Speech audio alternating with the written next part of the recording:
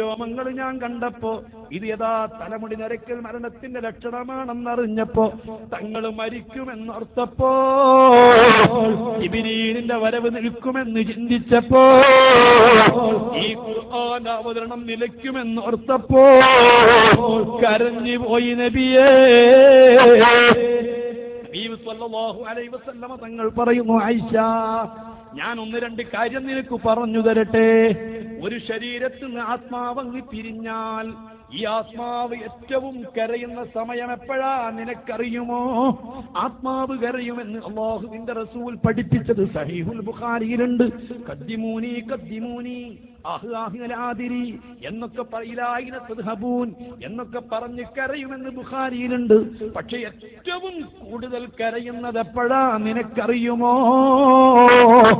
അല്ലാഹുവിന്റെ തിരുസവിധത്തിൽ ആത്മാവ് എത്തിയിട്ട് തിരിച്ചു വന്ന് ഈ ചേതനയറ്റ ശരീരം കാണുമ്പോ എത്ര കാലമായി ഞാൻ ഈ കൂട്ടിൽ കയറിയിട്ട്, എത്ര കാലം ഞാൻ ഈ കൂട്ടിൽ തങ്ങിയതാണ്, എവിടെയൊക്കെ ഈ ശരീരം കൊണ്ടെത്തിച്ചതാണ്, എന്തൊക്കെ ഈ ശരീരം കൊണ്ട് ചെയ്യിപ്പിച്ചതാ. ഈ നിസ്സഹായാവസ്ഥയിൽ കിടക്കുന്ന ഈ ശരീരം കാണുന്ന സമയത്ത് ഇക്കാലം അത്രയും ഈ ശരീരത്തിൽ നിന്ന് നൃത്തമാടി ശരീരം മൊത്തം സഞ്ചരിച്ച ആത്മാവ് കരയുന്നതാ.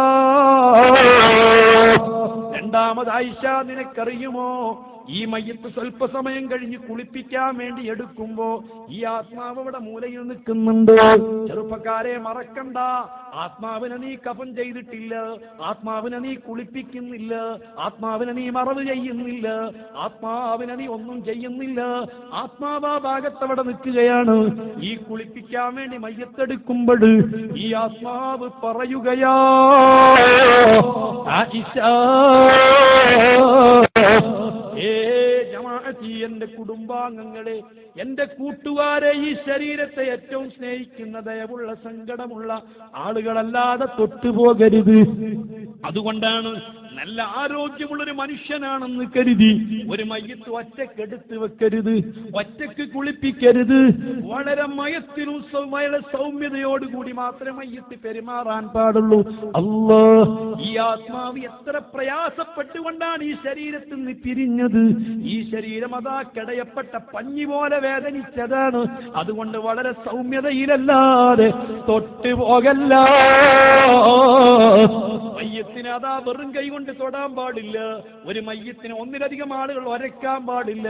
ഒരാൾ മാത്രമേ കുളിപ്പിക്കാൻ പാടുള്ളൂ, മറ്റേയാൾ വെള്ളം ഒഴിച്ചു കൊടുക്കണം, മറ്റുള്ളവർ ഹെൽപ്പ് ചെയ്യണമെന്നല്ലാതെ ഒന്നും രണ്ടാളുകൾ കൂടി ഒരു മയ്യത്ത് തേച്ച് കഴുകാൻ പാടില്ല എന്ന് അത്രയും വ്യക്തമായി ഫിഖ്ഹിന്റെ കിതാബുകളിൽ കാണാം. ഇരിക്കട്ടെ, ഹബീബ് തങ്ങൾ പഠിപ്പിക്കുന്നു, അതാവസാനം കുളിപ്പിച്ച് ഒരു നേർത്ത തുണി കൊണ്ട് ഇങ്ങനെ ഒപ്പിയെടുത്തിട്ട്, വെള്ളമൊക്കെ ഒപ്പിയെടുത്ത് ഈ മയ്യത്ത് കഫംപുടയിലേക്ക് കിടത്തിയിട്ട് ഈ മയ്യത്തിന്റെ ഓരോ തുണിയും അങ്ങ് പൊതിഞ്ഞ്, സുബ്ഹാനല്ലാഹ്, നെറ്റിയുടെ ഭാഗമെത്തുമ്പോ, തലന്റെ ഭാഗമെത്തുമ്പോ മുക്കിൽ പഞ്ഞി വെച്ച്, കണ്ണിൽ പഞ്ഞി വെച്ച്, നെറ്റിയിൽ പഞ്ഞി വെച്ച്, അല്ലാഹുവിന് സുജൂദ് ചെയ്ത അവയവങ്ങൾ മുഴുവനും പവിത്രമായ അവയവങ്ങളായതുകൊണ്ട് അവിടെ മുഴുവനും പഞ്ഞി വെച്ചിട്ട് ഈ ശരീരത്തെ മുഖം കെട്ടുമ്പോൾ ഈ ആത്മാവ് പെടഞ്ഞ് പെടഞ്ഞ് പെടഞ്ഞ് കരയുന്നു.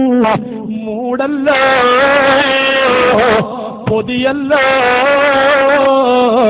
ഈ ആത്മാവിനോ ഈ ശരീരമൊന്ന് കണ്ടോട്ടെ, ഈ ബന്ധുക്കളൊന്ന് കണ്ടോട്ടെ, തന്റെ ഭാര്യയൊന്ന് കണ്ടോട്ടെ, തന്റെ മക്കളൊന്ന് കണ്ടോട്ടെ എന്ന മേക്കുമായി പിരിയുന്നില്ലേ?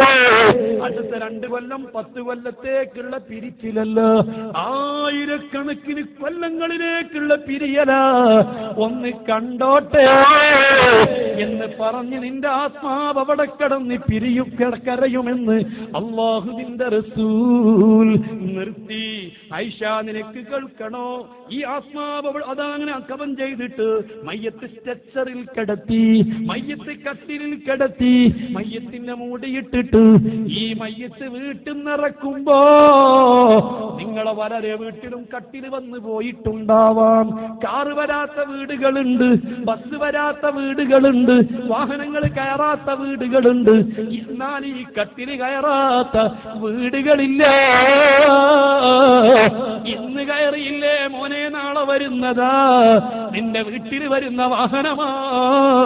ആ വാഹനം വന്നിട്ട് ഞാൻ ചോദിക്കുന്നു, പലരുടെയും മയ്യത്ത് നിങ്ങൾ എടുത്തുകൊണ്ട് പോയില്ലയോ? മയ്യത്ത് കൊണ്ട് നിങ്ങൾ ഇറങ്ങിപ്പോയില്ലയോ?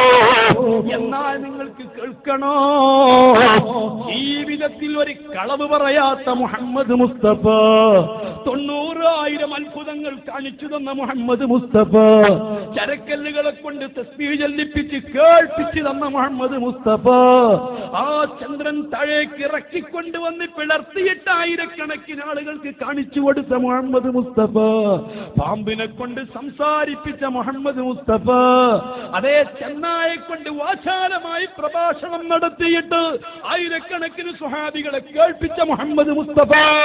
അതൊന്നും പറയാൻ ടൈമില്ല. ആ റസൂല് പറയുകയാ, ആരാ മോനെ അള്ളണ്ട് എന്ന് പഠിപ്പിച്ചതാരാ? ഈ നോമ്പ് നിനക്ക് പഠിപ്പിച്ചതാരാ?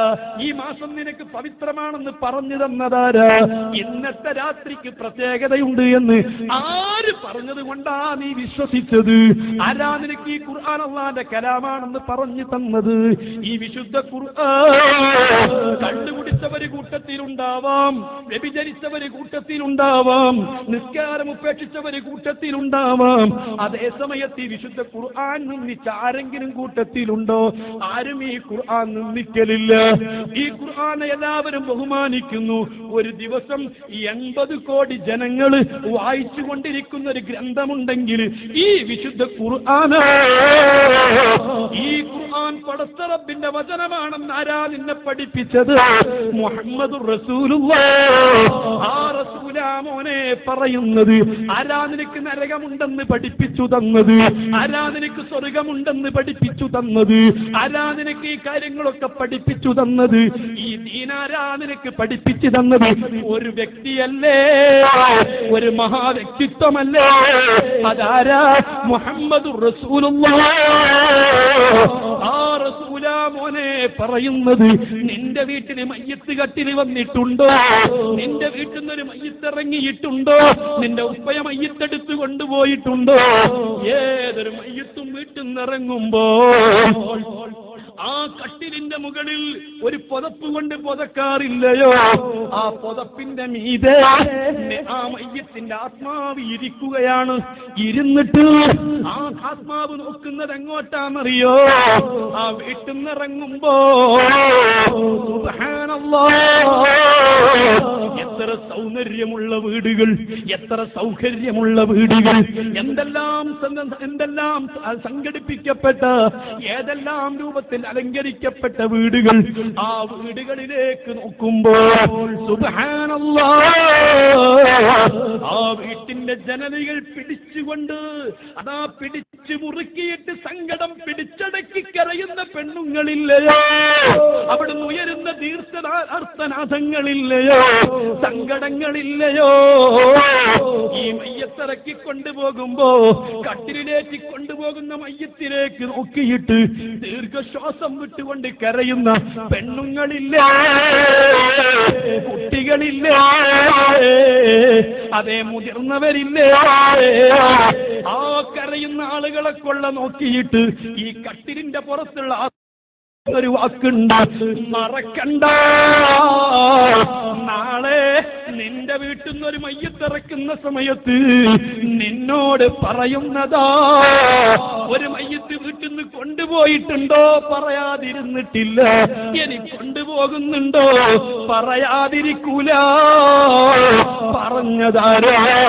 എന്റെയും നിന്റെയും ഹൃദയത്തിൽ സൂക്ഷിക്കപ്പെട്ട മുത്ത് മുഹമ്മദ് മുസ്തഫ തങ്ങൾ പറയുന്ന ഈ കട്ടിലിന്റെ മുകളിൽ കയറിയിരുന്ന് ഈ വീട്ടിലേക്ക് നോക്കി ഈ ആത്മാവ് പറയുന്ന ഒരു വാക്കുണ്ട്, യാ ജമാഅത്തി, എന്റെ കൂട്ടുകാരെ, എന്റെ കുടുംബാംഗങ്ങളെ, എന്റെ ബന്ധുക്കളെ, ലാ തഗ്റു ഗറന്നകുമുദ്ദുനിയ കമാ ഗറത്തിനീ. ഈ ദുനിയാവിന്റെ സൗകര്യങ്ങളും സൗന്ദര്യങ്ങളും കണ്ടിട്ട് ഞാൻ പെട്ടുപോയതാ. എനിക്ക് സംഭവിച്ച മളി നിങ്ങൾക്ക് പറ്റരുതേ. ഈ യാത്രയെ കുറിച്ച് ഞാനന്ന് ചിന്തിച്ചില്ല. ഇത്ര പെട്ടെന്ന് പോകേണ്ടി വരുമെന്ന് കരുതിയില്ല. ഇതിത്ര ഭീകരമാണെന്ന് ഞാൻ ഓർത്തില്ല. എനിക്ക് പറ്റിയതുപോലെ നിങ്ങൾക്ക് പറ്റരുതേ എന്ന് പറയാതെ ഒരു ഉപ്പയും നിന്റെ വീട്ടിൽ നിന്നിറങ്ങിയിട്ടില്ല, ഒരു ഉമ്മയും വീട്ടിൽ നിന്നിറങ്ങിയിട്ടില്ല, ഒരു കൂട്ടുകാരും നിന്റെ വീട്ടിൽ നിന്നിറങ്ങിയിട്ടില്ല. ഹബീബ് റസൂലുള്ളാഹ് അങ്ങനെ മയ്യത്ത് കൊണ്ടുപോകുമ്പോ ഈ കട്ടിലിന്റെ പുറത്തുനിന്ന് ആത്മാവ് ചുറ്റുഭാഗം ശ്രദ്ധിക്കുകയാണ്, വഴിയോരങ്ങൾ ശ്രദ്ധിക്കുകയാണ്. എല്ലാം ശ്രദ്ധിച്ചു പള്ളിയിലെത്തി. നിസ്കരിക്കുന്ന സ്ഥലത്തെത്തി. നിസ്കാരം കഴിഞ്ഞപ്പോ എത്രയോ ആളുകൾ പിരിഞ്ഞു പോയി. കൂട്ടുകാര് പലരും പിരിഞ്ഞു പോയി, കമ്പനി പലരും പിരിഞ്ഞു പോയി, ബന്ധുക്കൾ പലരും പിരിഞ്ഞു പോയി. അല്ലാഹുവിന്റെ റസൂല് പറയുന്നു, ആ സമയത്ത് ആത്മാവ് വീണ്ടും പൊട്ടിക്കരഞ്ഞുകൊണ്ട് പറയുന്നു, അല്ലാഹ്, ജീവിച്ചിരിക്കുന്നവർ മരിച്ചവരെ മറക്കുമെന്ന് എനിക്കറിയാം. എത്ര സ്നേഹത്തോട് ജീവിച്ചവരാണെങ്കിലും, എത്ര ഇടപഴകി കഴിഞ്ഞവരാണെങ്കിലും, എത്ര ആത്മമിത്രങ്ങളാണെങ്കിലും മരിച്ച ദിവസങ്ങൾ കഴിഞ്ഞാൽ ജീവിച്ചിരിക്കുന്നവർ മറക്കുമല്ലോ. ഞാൻ എന്റെ ഉപ്പയെ മറന്നല്ലോ, എന്റെ ഉസ്താദിനെ മറന്നല്ലോ. ആരാ മക്കളെ മരിച്ചവരെ മറക്കാത്തത്? ആരും മറക്കുന്നത്? അതേ സമയത്ത് ആത്മാവ് പറയുന്നതെന്താ? അല്ലാഹ്, ഇവര് ഇന്നെ ഇത്ര പെട്ടെന്ന് മറക്കുമെന്ന് ഞാൻ ഓർത്തില്ലല്ലോ. ഞാൻ പുതിയ പിള്ള ഇറങ്ങിയ സമയത്ത് എന്റെ റൂം ചമയിക്കാൻ അവര് വന്നതാ.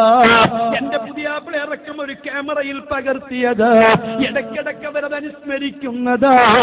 അതേ, എന്റെ വീട് കൂടാൻ വന്നപ്പോ അവര് റൂമൊക്കെ ശരിക്കും പരിശോധിച്ചതാ. എന്റെ കൂട്ടുകാരാണ് എന്റെ മണിയറയിലേക്ക് ആദ്യം വന്നുകൊണ്ട് നോക്കിയത്. എന്റെ സ്നേഹിതന്മാരാണ് എന്റെ വീട് കൂടലിന് ആദ്യം വന്നത്. അവരെന്തൊക്കെ സന്തോഷങ്ങളാണെന്ന് ചെയ്തു കൂട്ടിയത്, എന്തെല്ലാം കാര്യങ്ങളാണ് അവർ കൊണ്ടുവന്നത്. പക്ഷേ എന്റെ ബന്ധുക്കൾ അടുപ്പ് കാണാൻ വന്നവരുണ്ട്, അതിനുശേഷം പലതും കാണാൻ വന്നവരുണ്ട്. പക്ഷേ എനിക്ക് ആയിരക്കണക്കിന് കൊല്ലങ്ങൾ കിടക്കാനുള്ള എന്റെ വീടൊന്നും കാണാൻ പോലും അവര് വന്നില്ലല്ലോ. എന്റെ തേക്കാത്ത വീട്, പഠിക്കാത്ത വീട്, ലൈറ്റ് ഇല്ലാത്ത വീട്, ഫാനില്ലാത്ത വീട്, സൗകര്യങ്ങളില്ലാത്ത വീട്, ഈ വീട്ടിലേക്ക് എന്നെ ഇറക്കിക്കിടത്തുമ്പോ എന്റെ വീടൊന്നു കാണാൻ എന്റെ കൂട്ടുകാർ വന്നില്ലല്ലോ. എന്റെ ബന്ധുക്കൾക്ക് സമയം കിട്ടിയില്ലല്ലോ എന്ന് പറഞ്ഞ് ആത്മാവ് പൊട്ടിപ്പൊട്ടിക്കരയുമെന്ന് റസൂലുള്ളാഹ് മോനെ ചുരുക്കുന്നു. അങ്ങനെ ഖബറിന്റെ അടുത്ത് കൊണ്ടുപോയി നിന്റെ സെസറിൽ നിന്നെടുത്ത് ഒരു തുണി ഒരു മുണ്ട് കൊണ്ട് നിന്നെ പൊക്കി ആഴം നീളമുള്ളൊരു മനുഷ്യൻ ഖബറിൽ ഇറങ്ങി നിന്നെ ഖബറിലേക്ക് ചരിച്ചു കിടത്തി. നിന്റെ കെട്ടുകളൊക്കെ അഴിച്ച്, നിന്റെ തലന്റെ കെട്ടടിച്ച്, നിന്റെ കവിൾ